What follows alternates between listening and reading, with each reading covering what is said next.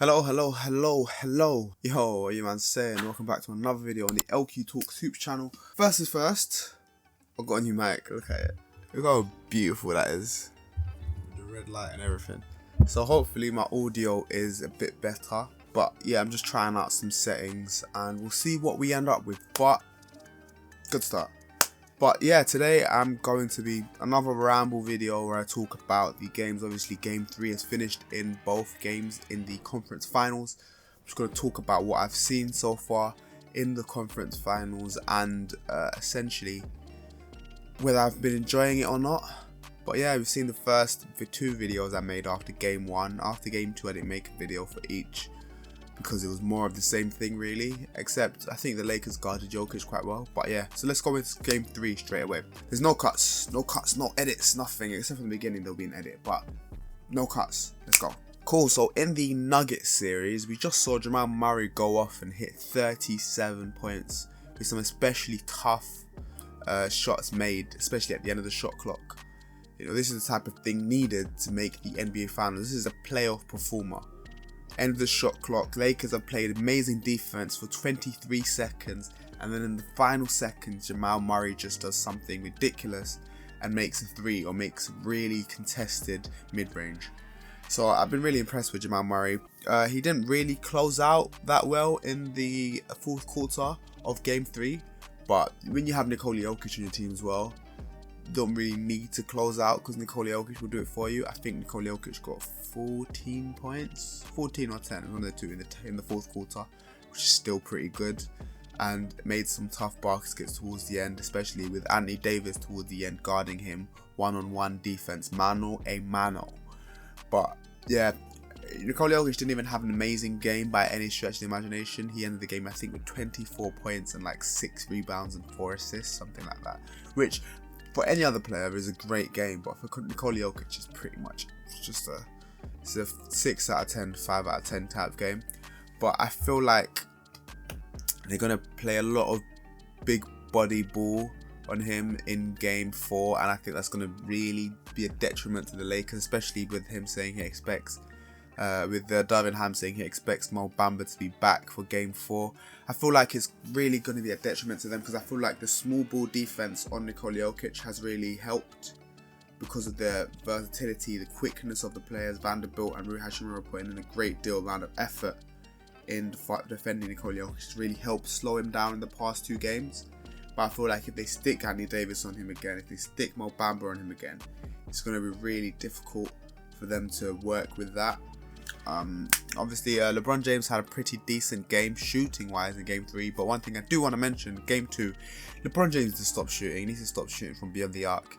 His inside game is too good, especially with that. Nuggets don't have a rim protector, really. Like, they have Nikola Jokic, but Nikola Jokic probably averages just below a block or just above a block a game, which you should be as a 7-footer, averaging a bit more above a block a game. But so they haven't really got a rim protector in that sense.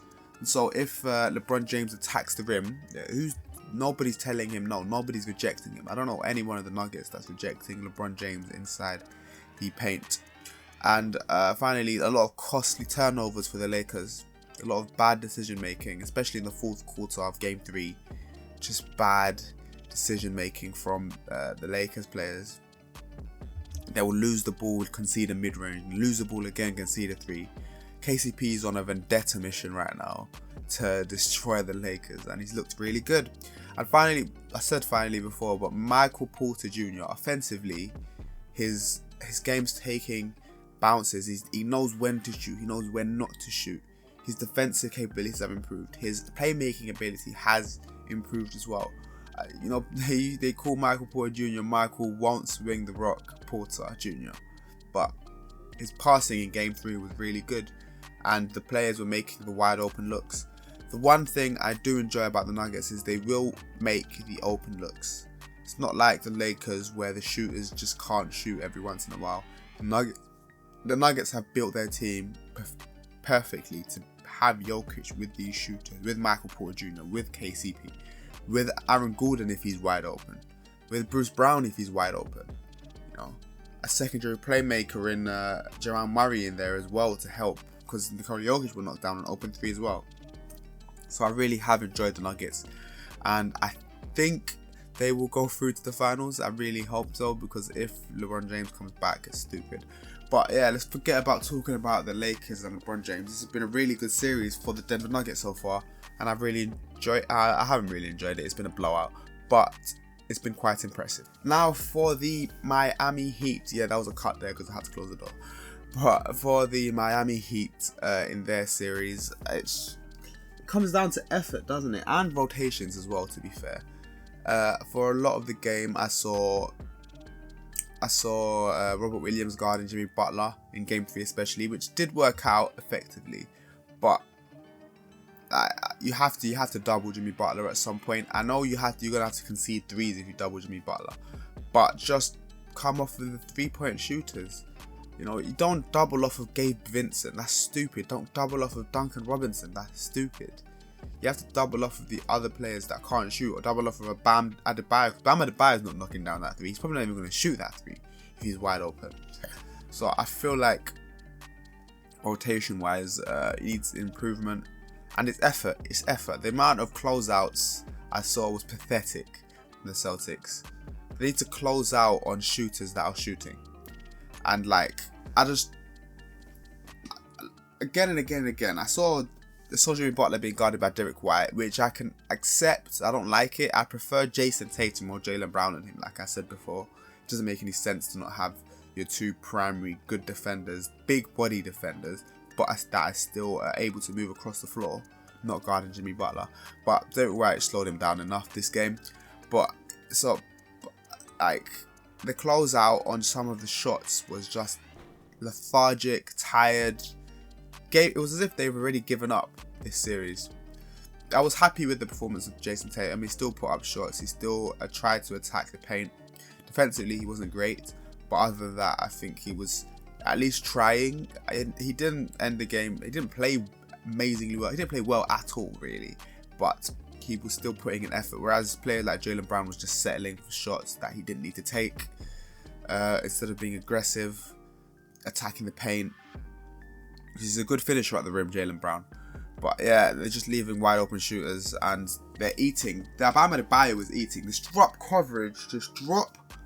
I didn't want to have any basketball talk, the X's and O's, but this drop coverage that they keep playing again and again and again, where Al Horford gets hit with a screen, drop covers. Like, it doesn't make any sense. Like, off the pick and roll, I don't understand why they keep drop coverage. They're shooting the ball at a 50% clip. Why are you still retaining drop coverage? Doesn't make any sense.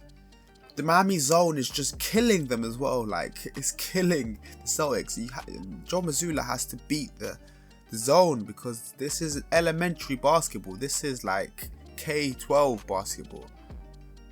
Like, when you're teaching kids about different tactics, and when you're teaching the kids the X's and O's, the first thing you teach them is a 2-3 zone, because kids can't shoot, and apparently the Celtics can't shoot either. But yeah, I think the series is pretty much over. They have the next game at the FTX Arena, and yeah, obviously the Nuggets are playing at the Crypto.com, so the Lakers might sneak a game, but I don't see the Lakers winning at the Ball Arena. So I feel like both of these series are pretty much done, but I do look forward to seeing Jimmy Butler up against Nikola Jokic. I think it's advantage Nuggets, just because I don't know how Bam Adebayo can guard a player as versatile as Nikola Jokic, a player who can pass the ball off, who can also hit the three, so you can't hit drop coverage. You know, it's such a good shooting team. You can't play a 2-3 zone against them, because they will knock down their shots quite a bit. So I want to see how Eric Spoelstra plays it, but Michael Malone is my favourite for this series. I know I'm counting my chicks before they hatch, but no team has ever come back from a 3-0 deficit ever. See, I want to see that portion of what I just said included in a compilation one day if LeBron James does come back from a 3-0 deficit. But I don't have any faith in him. I don't have faith in you, LeBron James. But anyways, it's been 2 decent series for looking at the teams. I've enjoyed watching Miami Heat offense. I've enjoyed watching the Denver Nuggets offense. But in terms of an overall series, it's quite disappointing, because the playoffs have been pretty good up to this point. But yeah, so hopefully we'll see 2 more exciting games, but I want to get to the finals as quickly as possible because I feel like we can have a really good 6 or 7 game series. But anyways, please like, comment and subscribe, and I'll see you, man, in a bit. Boom.